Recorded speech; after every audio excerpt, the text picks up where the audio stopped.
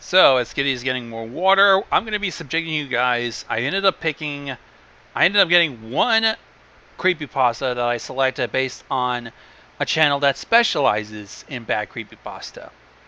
And I ended up picking 3 other random ones through the Trollpasta wiki, which are credited for shitty ass trolling creepypastas.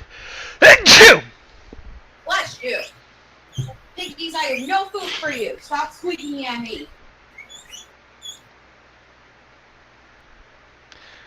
Our first one is going to be dealing with the lost episode of Wheel of Fortune, which I don't know why there are lost episodes of Wheel of Fortune, considering this thing has been still in syndication ever since God knows how long. 70s, I think, because Pat Sajak is still a thing. Probably Pat Sajak. He's the host of Wheel of Fortune. Okay. And fucking NBC still fucking shows that shit, as well as Game Show Network. Well, GSN, if you want to go with the modern acronyms.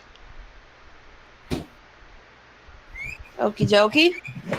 And it's like, sometimes, well, with shitty creepypasta, they just try to fucking make it to where it's scary and shit, or they just troll like the living Dickens. So, want to hear about the lost episode of Wheel of Fortune? Alright, let's hear it. I would love to hear a kooky spooky. Does anyone remember that world-famous game show, The Wheel of Fortune? I mean, Wheel of Fortune? Sorry, English isn't my first language. How can anybody forget about the game? How can anybody forget about Wheel of Fortune when it still airs today? It's not like it's gone away, unless you really did shut off the TV and had never watched TV for God knows how long. You like grandma?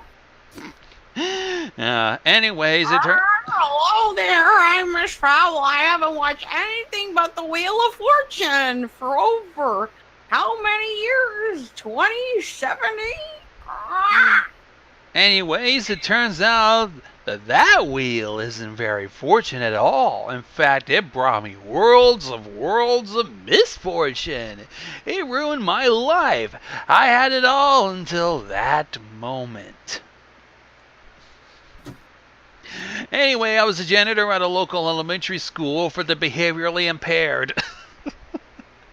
Oh, this is already going down shitty town. Let's start. A lot of the kids who went there were the type who shoved their gym teacher if they lost at ping pong, or would trade Digimon cards and tell their friends they were just strange new Japanese-only Pokemon, that sort of thing. Okay. So yeah, I loved everything that there was about my job. Anyway, after cleaning up some kitty vomit during recess period, I noticed a VHS tape underneath the lunch table. At first, I thought it was just a black box with decaying earthworms inside of it from science class, but no. Why would anybody leave a VHS tape under a table? In fucking 2018? Only in my dreams. Only if they're from, like, our generation. But anyways, it's a VHS tape, alright. I didn't even bother to wonder how a VHS tape got there or why a kid in the year 2013, oh, I'm sorry, it's 2013 in this story, why a kid in the year 2013 will be carrying a VHS tape around. But yeah, the lost episode of Wheel Fortune, it read, in bold and italicized, size 16, Comic Sans font on the side, both regularly and upside down, in English, Russian, and a hieroglyphic-looking language of eyes and pyramids and stuff. Oh boy, Illuminati, confirmed. Hang on, I gotta fucking pop this chat out. I gotta see the reactions in real time. Not very much. That'll help me. I'm gonna fucking move things around a little bit. Fuck. Try to fucking maximize. I'm just gonna move you around a little bit. Yeah. So, anyway. Comic Sans on the side, and English, Russian, and I guess Egyptian. I couldn't contain my joy. In fact, I figured it was a gift for me, given that the eyes and pyramids were reflective of my native language. I guess they figured I'd notice it because of the vomit lying next to it. I threw down my mop and left the bucket along with the watery vomit mix still inside, not thrown away. Not thrown away, and I ran home to enjoy one of my favorite TV shows of all time. It was about a 3.5 to 4 mile run back to my boarded up apartment, but I could use the exercise. Cafeteria food is mostly pizza and fries these days, and it puts 30 or 40 pounds on me this past school year. I'm pretty overweight. Man, doesn't anybody care about these kids these days? Anyway, this meant I abandoned my job and would be regarded as quitting, but I felt possessed almost. I had to know what was on that tape immediately. I felt that it was probably left here by the principal or a higher up, so it should be okay if I ran home and watched it, right? Once I got home, I dusted off my VCR. An old Richard Simmons workout tape was in the slot, but Richard Simmons looked a little strange on it. He looked disheveled. Regardless, I threw Richard Simmons in the wastebasket and popped in the lost episode of Wheel of Fortune. I grabbed some pepperoni pizza, Hot Pockets, ice water, and a hot fudge sundae from the fridge. Then I lifted my finger and pressed play on the VCR remote. Little did I know this will be the last time I would ever watch a VHS tape.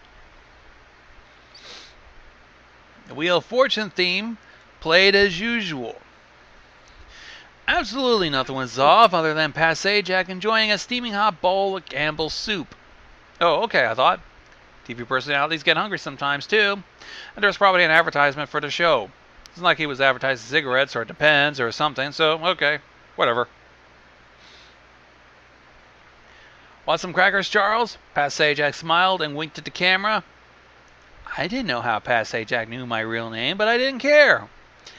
I spilled a piping hot pepperoni pizza Hot Pocket on my manhood, and there was some slight burning through my torn up grunge era style blue jeans, but I picked up the Hot Pocket and ate it anyway. I was pretty hungry.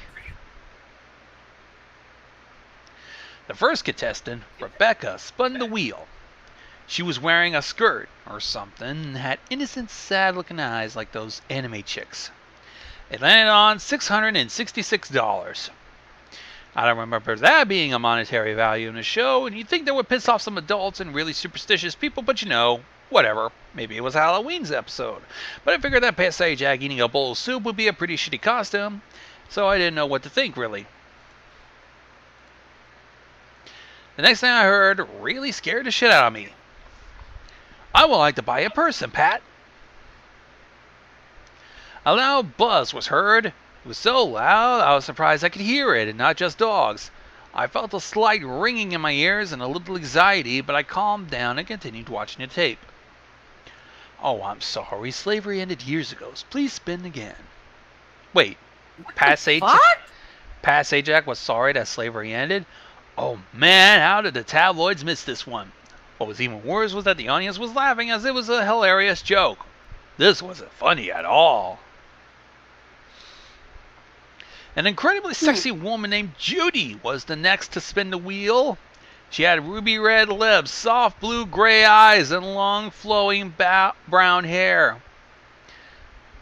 That was awfully descriptive. Are you horny there, Sounds Charlie? Sounds like you want to palm that Tom ass. Since she was incredibly sexy, I was hoping that she'd be the one to win. Sadly, the wheel's pin landed on bankruptcy. I felt sorry for the financial situation she would inevitably suffer through. Well, you know what that means, Mr. Sajak howled. You're morally bankrupt. That wasn't how the show was supposed to work. At this point, my anxiety disorder was really kicking into high gear. I could feel sweat pouring down my brow and my eyes getting bigger and bigger like Rebecca's. There's no way I could have predicted what happened next. Suddenly, Judy's fancy dress was gone as if it was edited out with Sony Vegas. What the fuck kind of creepy show is that? Alpha specific. It was edited out with Sony Vegas in 2013. Well, I had to work with Sony Vegas.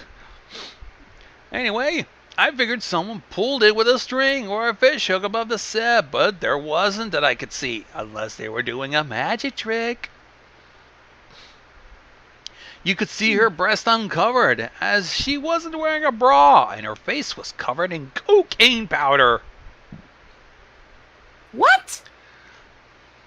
So she's braless, and was probably sniffing some powder. Cocainum.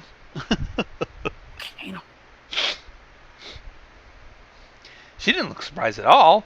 Was acting kind of like a tease, actually. I could feel the erection bulge in my pants. Fuck that other stuff. I was loving this tape. Oh, you horny little janitor, you dirty bastard. A really, really dirty bastard. That means morally bankrupt. And then I stopped loving this tape. Oh well. A man who looked like Gene Wilder's Willy Wonka came out and grabbed Judy, hands right underneath her breast area. God damn it. What the fuck? Is this turning into The Price is Porno? The price is right for a good fucking... God damn, what the fuck? This is a Trollpasta, so fuck it. Not really fuck it. Don't actually fuck it. You don't want to fuck a Trollpasta anyway. Let's see. And then they both stopped and stared onward awkwardly as if someone caught them in the act. I was beginning to think that there was something wrong about this guy who came out, but I couldn't place my finger on it.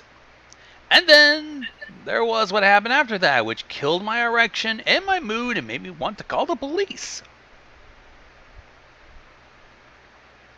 Instead of the usual puzzle, solution board, whatever you want to call it, there was a giant Illuminati icicle. Or I told you! I said Illuminati confirmed, but you didn't listen to me. No. And Pat Sajak looked really, really serious. Not that he sounded like Pat Sajak at all throughout this episode, but his voice was a lot more sinister, like you might expect a throaty demons to be like. Saying, you thought that we were retarded. You tried to lock us away, put us in special schools, took down our websites, made fun of us on cable television. Well, we're never going away, and you can't deter us. We got the power now. We got the people. We know how to make you pay attention. We know how to make you pay. It starts off with TV, your favorite characters, but it ends in reality. 9/11, the JFK assassination, the swine flu outbreak, bestiality. Think about it. Just think about it. Put it all together, and then you will see. And with that, the Illuminati icicle grew bigger and bigger. I would love to say that I ripped out the VHS and the VHS player and set them both on fire, but I can't.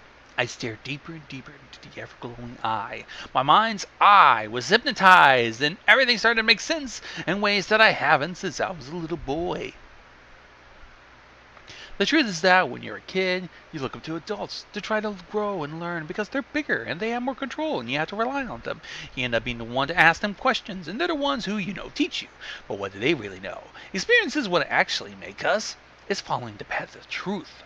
As we get older, the path grows more and more distorted until we can't figure out which way we even came in, let alone where to head out. What can I tell you? What I can tell you is what happened in my head. I'm in a white padded cell, wearing some sort of complex shirt that ties my arms together. I'm told that if I'm good and agree that there's no tape, no school, no job, and no kitty vomit, I'd be given a free ride home. But where is home? I don't remember anymore. I feel more at home than I have ever before. Did we just witness somebody having a psycho problem? Won't you be my neighbor? The end. I don't want to be a neighbor in a padded cell.